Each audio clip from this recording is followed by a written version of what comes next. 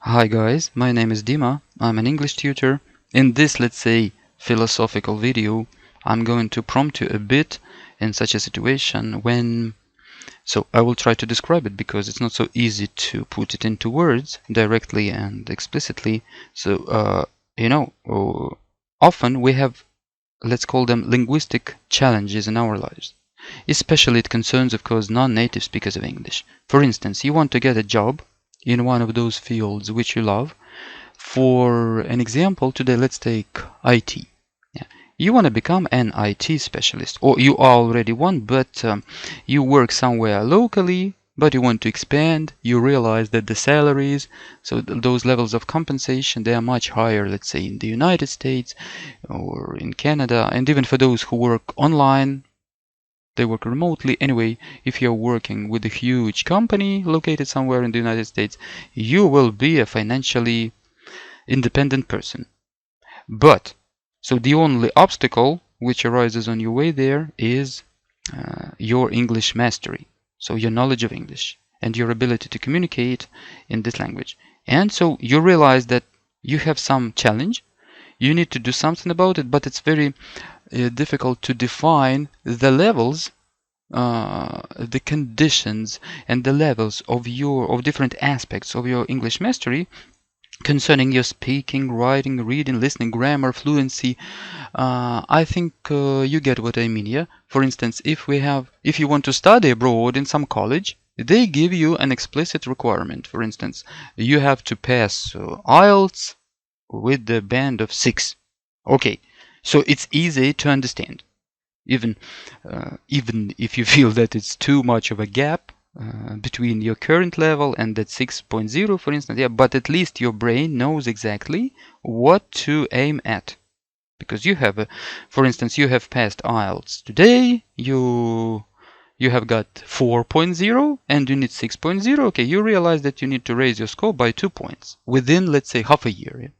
It sounds like impossible, but miracles happen, and so you set your mind and off you go. You find a tutor. But let's take another instance when you want to work in some IT sphere and they tell you that okay, judging by your resume, you possess this essential work experience, you're a talented guy, but you don't know English so much, so you will not be able to collaborate with other guys.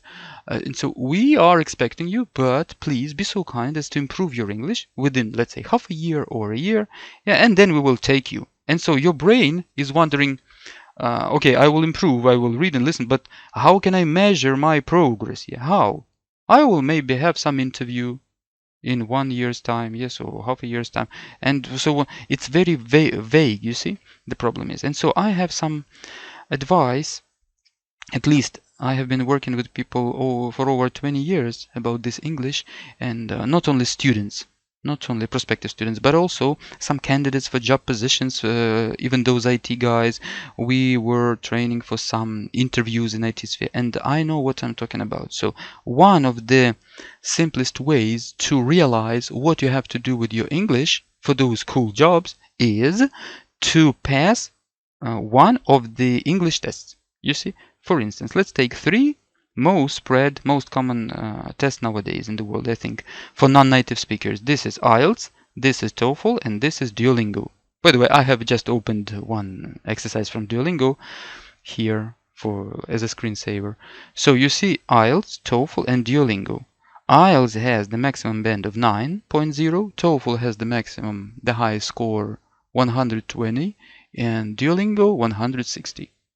And so, judging and based upon my experience, I can tell you that so listen please attentively, if you get a score at any of those tests with, let's say, 2/3 of its maximum band or more, you are ready to apply for, let's say, most jobs and most interviews out there. So let's specify. To be more precise, let's take IELTS. So 9 is the highest. Yeah, we take 2/3. We divide 9 by 3 and then multiply by 2. It's 6. So for you, to apply and to be more or less calm about your interview, I mean not technical aspects, yes, but just linguistic aspect of your interview, or maybe some filling out some forms or writing some motivational letter. I don't know what they will ask you to do, but you need 6.0 or higher because it's 2/3. Let's take TOEFL. 120 is the maximum, yeah. So we take 2/3, it's 80 or more. And finally we take Duolingo. With its maximum of 160, we take 2/3, it will be about 107. So, let's round it up to 110. So now your brain will understand what level to pursue, what result to pursue. You will say that I don't want to pass any of those tests because I know that I'm going to have an interview. You know, guys, let me repeat myself, please. Your brain wants something exact, something precise, a target, your mental target. Otherwise, you know that English is a very, very broad, rich, huge, and fluid concept. Even like reading, your reading skills, what is meant by a reading skill?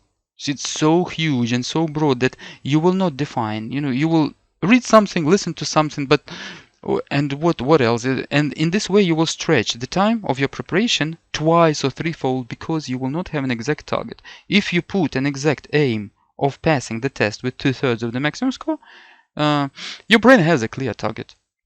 So I highly recommend that.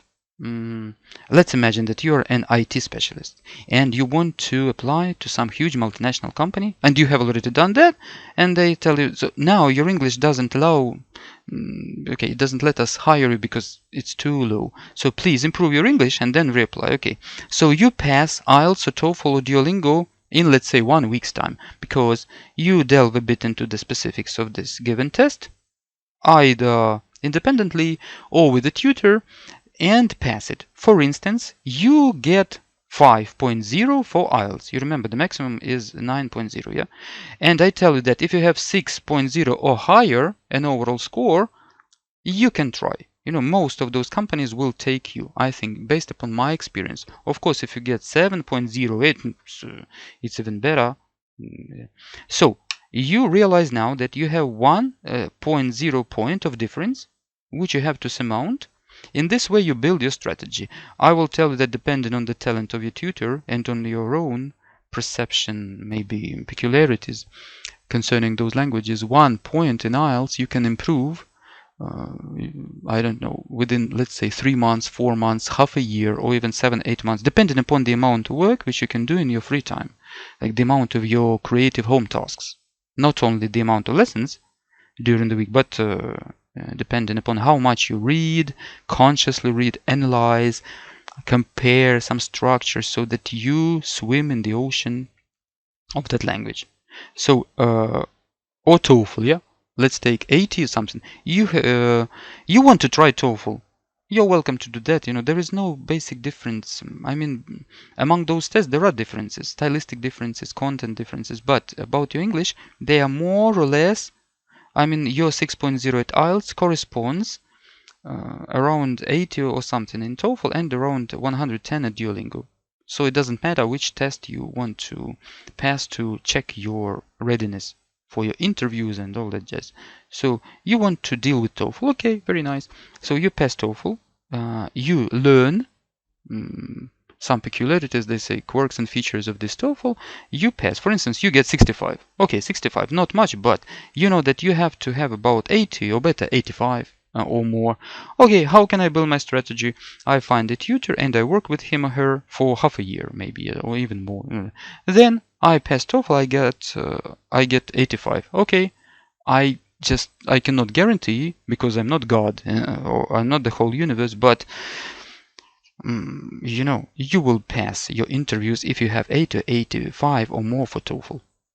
Usually it happens like that. And finally, Duolingo, if you take, for instance, you have tried Duolingo, is the easiest one to try because it's cheaper and it's online and everything.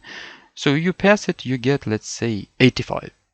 But you know that you have to have 110 or more. Okay, you get ready, you practice under the guidance of a wise guru, and you get your 110, and this is a strong indicator that you're ready to reapply to your job and you will pass all those interviews. Of course, we realize that Some of us are stronger at reading, yes, others are stronger at speaking, and probably if everything will be based upon your oral, let's say interview, speaking interview, uh, even having 80 or 85 for TOEFL, probably, especially if you're a shy person, a kind of an introvert, you will not speak so brilliantly as the other guy who has a much inferior vocabulary than you do, but he or she can speak fluently.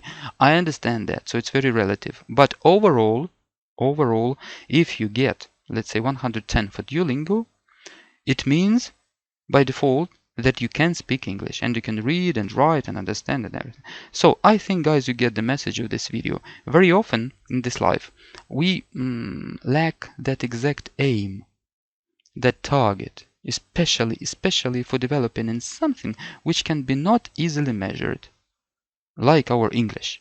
In this way, these tests are there to help you. You choose any. Of course, there are some other tests as well, like Cambridge, this list of tests including CAT, PAT, FCE, CAE, CPE, or what else? SAT, but SAT doesn't have speaking, so I wouldn't recommend you to practice just for SAT if you know for sure that you will have a line of interviews while applying to jobs, because it doesn't require your speaking. So IELTS, TOEFL, and Duolingo, they're the best. You can learn, you can practice for all of them, for instance. It's also possible and fun, or just focus upon one of them. And then remember about this 2/3 minimum requirement, 2/3 of your maximum band, and you will succeed, I promise you. Okay, guys, if you need tutoring in English for any of these tests, and by the way, for interviews also, because I have tutored several guys for interviews in, by the way, IT sphere, which I have mentioned, and we did it successfully. They passed interviews because there are a lot of psychological aspects involved, not only linguistic. So I can help you. Please follow the link in the description of this video. Also, I will put in the description my WhatsApp or Viber number, and feel free to contact me. I'm sure I will be of help. Okay, guys, I wish you success and see you in our next video.